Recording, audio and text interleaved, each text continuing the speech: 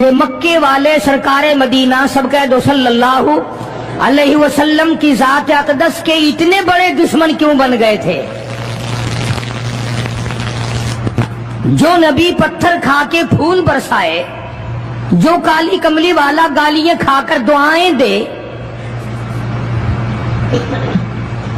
جو عورت روزانہ سر پہ کوڑا کباڑ لے کر منڈیرے پہ بیٹھ کے انتظار کرے اور نبی کے سر پہ پھینکے، اور ایک دن نہ پڑے تو نبی گھر جا کے پوچھے آج کوڑا کیوں نہیں پھینکا، تیرا کیا حال ہے؟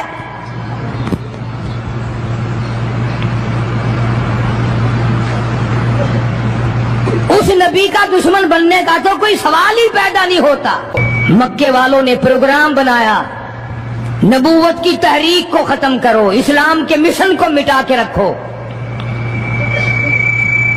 چنانچہ بڑے بڑے سربراہان عرب، بہت بڑے بڑے سمجھدار قریش بہت بڑی جماعت کے ساتھ لے کر آئے، ہزاروں کے سوار تھے۔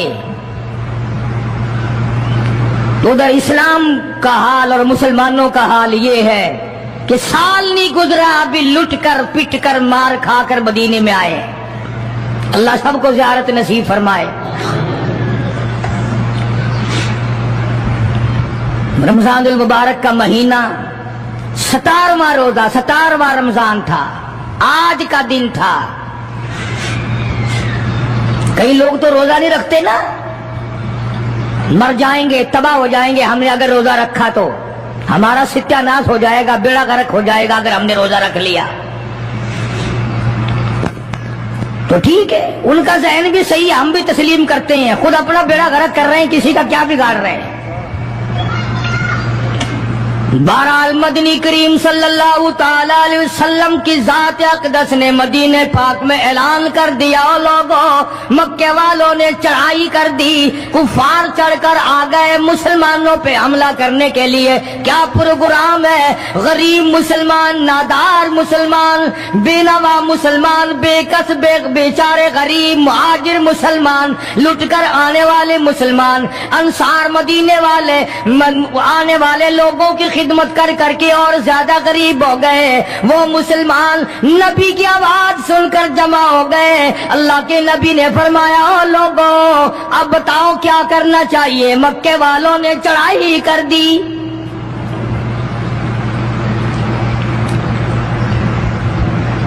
امام الانبیاء محبوب کبریا حضرت محمد مصطفیٰ صلی اللہ تعالی علیہ وسلم کی ذات اقدس نے اعلان کر دیا، مرد آؤ، مقابلے کے لیے چلنا ہے، اپنے آپ کو پیش کرو۔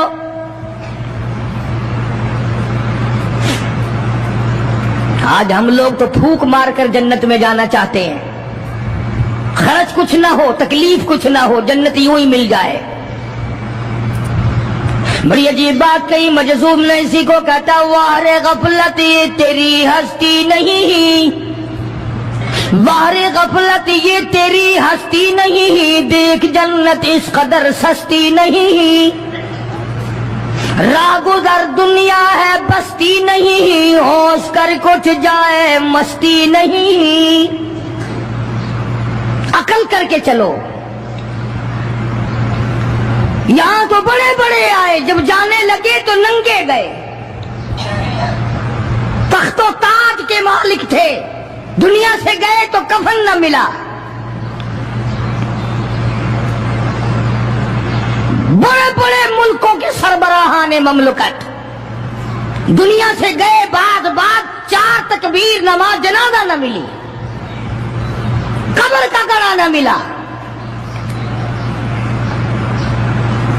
یہ تم ہو جو کبھی خوف کھاتے ہی نہیں، ڈرتے ہی نہیں۔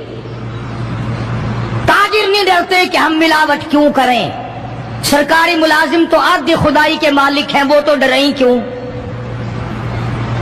وہ تو آدھی خدائی کے مالک ہیں، ان کو تو پیغام ملا ہوا ہے کہ تم جس قدر چاہو گڑبڑ کرو، جو چاہو کرو، جنت تمہاری ہے، تمہارے باپ دادا کی ہے۔ میں قسم کھاتا ہوں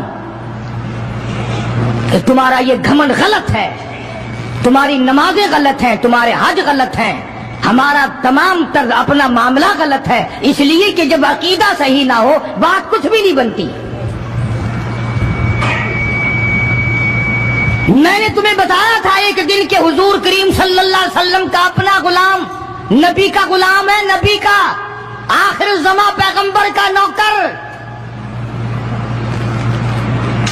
تم کہاں چوڑے ہوئے پھرتے ہو کہ جنت ہماری ہے؟ پتہ چلے گا جب چھلنی لگے گی کہ کیا کما کے لے کے جا رہے ہو دنیا سے۔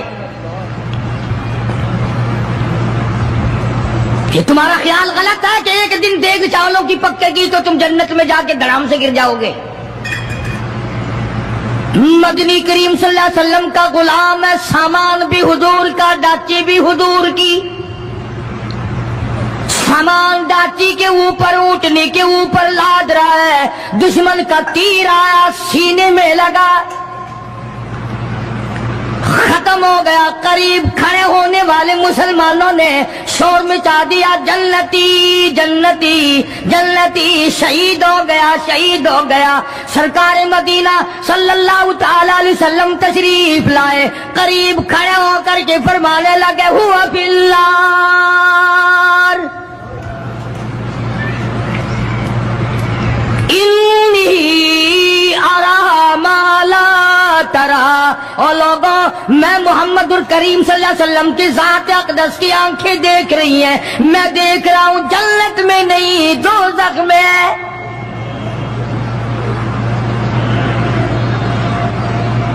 لرز گئے صحابہ، کانپ گئے صحابہ، زمین نکل گئی صحابہ کے پیروں کے نیچے سے کہ یہ بات کیا ہے؟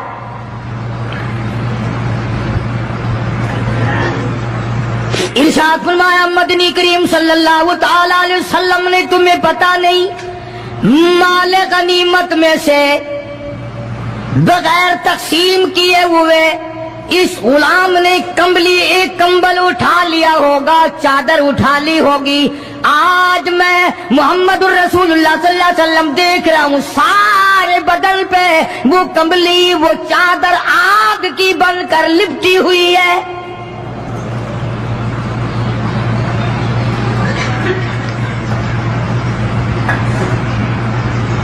ایک صحابی اٹھا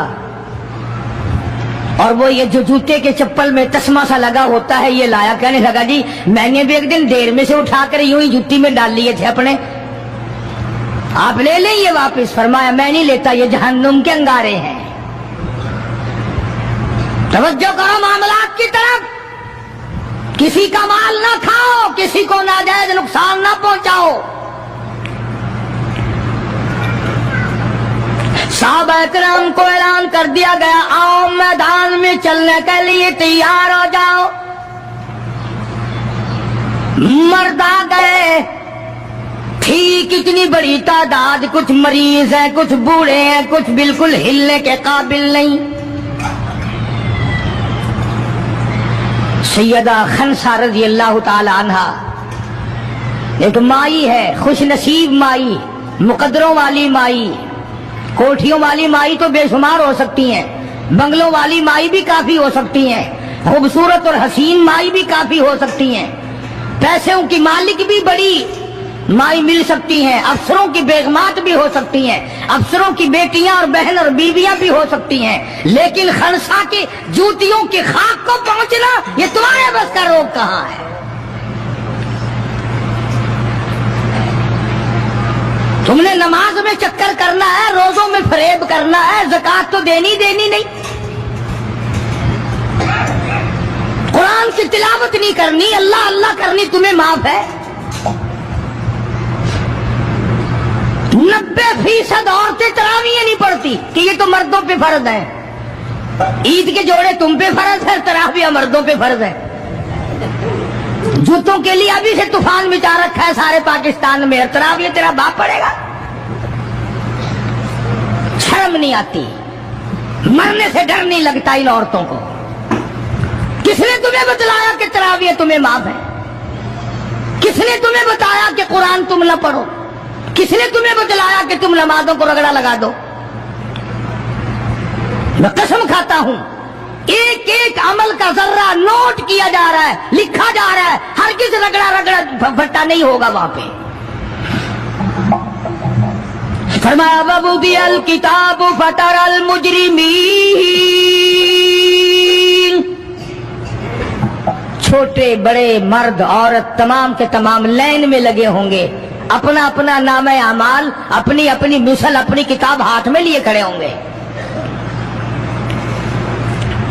جناب سیدہ خنسا رضی اللہ تعالیٰ عنہ پیغمبر کی صحابیہ، کلمہ پڑھنے والی، مغرب کی نماز پڑھی، صبح بدر میں جانا ہے، نماز کے بعد امی ہچکیاں لے لے کر کے رونے لگ گئی، چھوٹے چھوٹے بچے ہیں، خنسا بیوہ ہے، خامند ہے کوئی نہیں۔ بچے کہنے لگے امی جان کیا بات ہے، آج آپ کیوں خلاف عادت روئی ہے، نماز پڑھ کے کیوں رونے لگ گئی؟ فرمانے لگی بیٹا تمہاری بس کی بات نہیں، تم اپنا آرام سے بیٹھ کے کھانا کھاؤ۔ بچے کہنے لگے امی ہم حلال کے پیدا ہوئے ہیں، ہم نے بڑی نیک مائی کا ماں کا دودھ پیا ہے، اماں روتی رہے ہم روٹی کھاتے رہے، ایسا ہرگز نہیں ہو سکتا، ہمارے حلق سے لقمہ ہرگز نہیں جائے گا جب تک پتہ نہ چل جائے امی کو کیا تکلیف ہے۔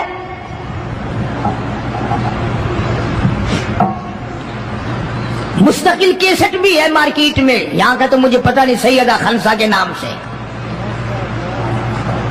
بچوں نے اصرار کیا، خنسا رضی اللہ تعالی عنہا کہنے لگی تمہارے بس کی بات نہیں ہے، تم کھانا کھاؤ۔